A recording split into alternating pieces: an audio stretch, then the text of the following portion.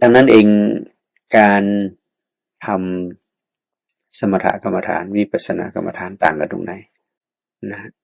ทั้งหมดทั้งหกเนี่ยไม่ว่านาปาบทสี่บทย่อยธาตุสี่การ32แล้วก็สุภาต่างก็เป็นนิมิตของสมถะได้แต่ในขณะเดียวกัน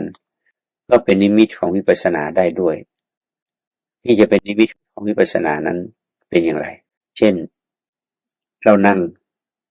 เราเห็นตัวเรานั่งตัวเราเป็นรูปธาตุสี่ใช่ไหมอาการที่หนักนั้นเป็นรูปหรือเป็นนามอ่ารูปอันที่สองนะรูปที่เรานั่งนี่เขาเรียกว่ารูปธาตุสี่อาการที่หนักที่เบานี่เป็นรูปของเวทนาคือหนักเบาเป็นเวทนาใช่ไหมเวทนานี่เรียกว่ารูปก็ไม่ใช่เรียกว่านามก็ไม่ใช่ท่านใช้คำว่ารูปนามอันถ้าจะดูรูปนามคือดูเวทนาคนไหนดูเวทนาได้ชัดก็รู้รูปนามละทีนี้ถ้าเราจะดูกายและความรู้สึกของกายก็เรียกเวทนาถ้าเป็นวิปัสสนาล่ะเราจะดูอะไรแต่ดูรูปนามนี่ก็เป็นสมถะอยู่ใช่ไหมเพราะมันเนื่องด้วยกายของว่าหนักเนี่ยเป็นรูปหรือเป็นนามเป็นรูปหรือเป็นนามถ้ามีน้ำก็เรียกว่าหนักใช่ไหมถ้าไม่มีน้ำแล้วก็เบาทั้งเบาและหนักก็เป็นอะไรเป็นรูปเหมือนกันนะเพราะเวทนาในส่วนที่เป็นรูป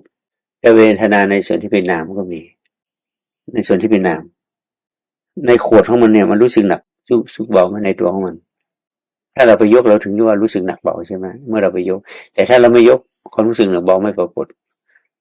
มันก็เป็นเพียงแต่รูปแต่ไม่มีนามดูภาษารู้สึกอันหนึ่งแล้วก็หนักอันหนึ่งใช่ไหมความรู้สึกนั่นแหละเป็นนามแต่ความหนักนั่นเป็นรูป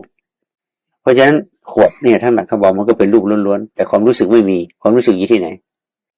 ที่กายใช่ไหมนี้จึงเป็นรูปนามถ้าขวดเรื่องว่าเป็นรูปพอไปจับขึ้นปั๊บเป็นรูปนามเพราะฉะนั้นตัวขวดนี่เป็นรูปแต่รู้สึกหนักเบาเป็นรูปนามเพราะมีคำว่าหนักเบาอยู่อะแต่ถ้าเราไปรู้ของความรู้สึกอีกทีหนึ่งนั้นถึงจะเป็นนามอันนี้คือมันยากตรงนั้นเองเพราะเป็นนามล้วนๆเป็นนิมิตของวิปัสสนาถ้าจะเป็นรูปนามนามรูปหรือเป็นรูปล้วนๆเป็นนิมิตของสมถะนี่คือความยากของมัน